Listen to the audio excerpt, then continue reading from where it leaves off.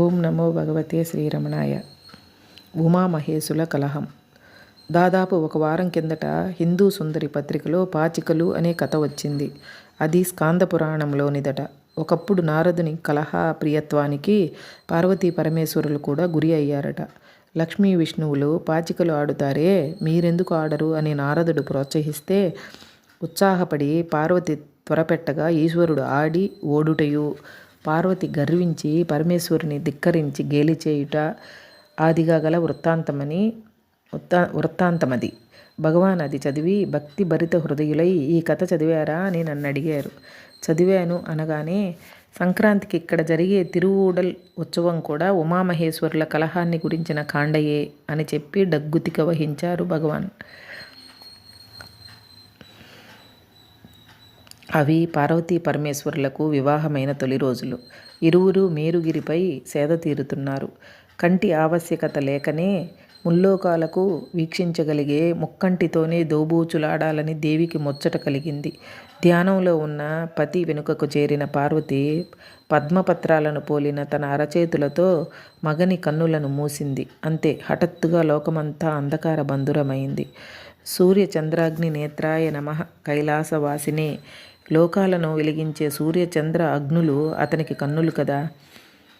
ఎవని కన్నులు లోకానన్నిటికీ దృష్టిహేతువో అవి మూతపడేసరికి జగత్తు చీకటిలో మునిగింది. శివుని మృదువైన హెచ్చరికతో పార్వతి తన హస్తాలను తీసివేయగా లోకాలు తిరిగి ప్రకాశవంతమైనాయి. అయితే అంతకు పూర్వం ఉత్పన్నమైన అంధకారం అంతా ఘనీభవించి ఒక బాలునిగా రూపొందింది.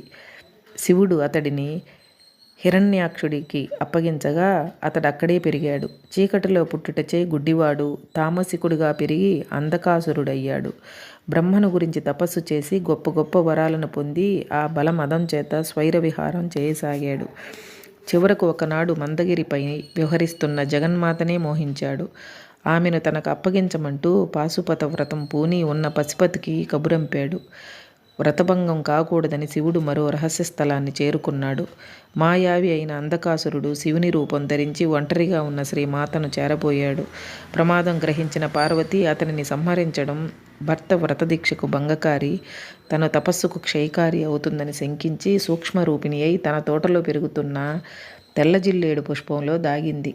నాటి నుండి ఆ తరువు శివప్రీతికరమైంది. మూలాధార చక్రం గణపతి స్థానం కాగా తెల్లజిల్లేడు వేరు సాక్షాత్తు గణపతియే అయ్యింది.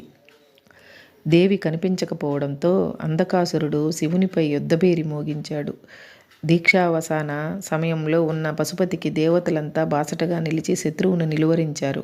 ఆ పైన శంకరుడు ఉద్యమించి అంధకుణ్ణి తన త్రిశూలంతో గుచ్చి పైకెత్తాడు. రక్తహీనుడైన అతడు పాపం క్షీణించగా మహదేవుని శరణు వేడాడు. కరుణాసాగరుడైన భూతనాథుడు అతన్ని సంస్కరించి గణాధ్యక్ష పదవిని ఇవ్వగా అతడే భృంగి అనే పేరుతో ప్రఖ్యాతుడయ్యాడు. అయితే పూర్వాశ్రమంలో మహాదేవిపై తనకు గల దుర్వాసనల కారణంగా ఆమెపై భక్తి చేయలేకపోయాడు. వీరశైవుడయ్యాడు. సదాశివుణ్ణే అర్చిస్తూ ఉమను ఉపేక్షించేవాడు. ఇరువురు పక్కపక్కనే కూర్చుని ఉన్నప్పుడు ఇరువురి మధ్యగా వెళ్ళి శివునికి మాత్రమే ప్రదక్షిణ చేసేవాడు. శివాపచారం ఒకటేనని గ్రహించలేకపోయాడు. ఏదో కనీసం తనపైన అయినా భక్తి కుదిరిందిలెమ్మని శివుడు అతన్ని పోనిచ్చేవాడు. అయితే శివాని అయిన శివ అది సహించలేక శివునికి తన వేదనను నివేదించింది. ఒకనాడు భృంగి అదే ప్రకారం ప్రదక్షిణ చేయబోగా శివుడు అర్ధనారీశ్వరుడై నిలిచాడు. ఆ రకంగానైనా పార్వతికి ప్రదక్షిణ చేసిన వాడవుతాడు అనుకున్నాడు. అయితే ప్రభువును మించినవాడు దాసుడు. సూక్ష్మరూపం ధరించి తుమ్మిద వలె జూంకారం చేస్తూ శివుని పక్షానికి మాత్రమే ప్రదక్షిణ అయ్యేలా అర్ధనారీశ్వరుని హృదయంలో నుంచి చొచ్చుకుని పోయాడు. అలా శివ ప్రదక్షిణ పూర్తి చేశాడు. దిగ్విజయంగా తన పంతం నెగ్గించుకున్నాడు. దేవి క్రుద్ధ అయి అతనికి ఆకలి లేకుండున్నట్లు శాపం ఇచ్చింది.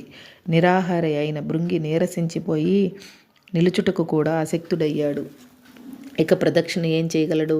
శివుడు జాలిపడి అతనికి 3వ కాలు ఇచ్చాడు. 3వ కాలి స్థితి ముసలితనం వచ్చినా అతనికి మూర్ఖత్వం పోలేదు.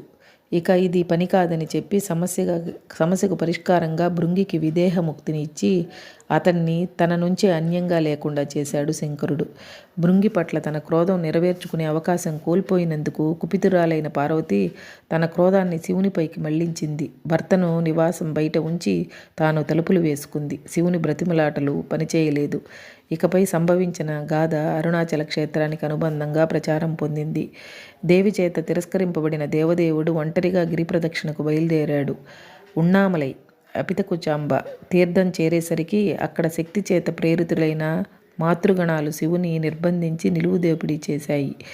దిగంబరుడు ముందుకు సాగలేక ఒక పక్కన దాక్కున్నాడు. ఆలోపింపగా ఒకనాడు తన భక్తుడైన సుందరమూర్తి ఇటువంటి ప్రణయ కలహంలోనే చిక్కుకున్నప్పుడు ఇరువురికి సయోధ్య నిరుపుటకు అతడి ప్రియులాలి వద్దకు సుందరుని దూతగా తానే స్వయంగా వెళ్ళి సమస్యను పరిష్కరించుట జ్ఞాపకం వచ్చింది. వెంటనే సుందరుని రప్పించి పరిస్థితిని వివరించాడు. అదెంత పనిదేవా అన్నాడు ఆ అనుభవశాలి.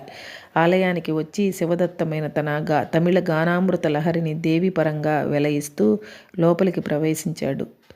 స్ఫూర్తిమంతమైన అతడి సోత్ర సుధా తుషారముల జల్లులో పరవశించిపోయింది పరాశక్తి. నిండైన తన దివ్యమంగళ విగ్రహాన్ని దర్శనమిచ్చింది. ఆమె పాదాలను అభిషేకించాడు తన గాన రసగంగతో. వెన్నలా కరిగిపోయిన మాత భక్తునిపై వరాలను గుప్పించింది. చతురుడైన సుందరుడు మాతాపితరుల యుగళ దర్శనాన్ని అనుగ్రహించమన్నాడు. దేవి కోపం కర్పూరహారతి కాగా శివునితో పునఃసమాగమం చెందింది. ఈ దివ్యలీలా విలాసాన్ని ప్రతి సంక్రాంతికి అరుణాచలేశ్వర ఆలయంలో తిరువూడల్ అనే పేరుతో గొప్ప ఉత్సవం నిర్వహిస్తారు. ఆది దంపతుల కలహాలు కూడా భక్తులకు ఉత్సవాలుగా పరిణమించి లోక కళ్యాణం కావిస్తాయని ఈ దృష్టాంతం ద్వారా స్పష్టం. హరే రమణ.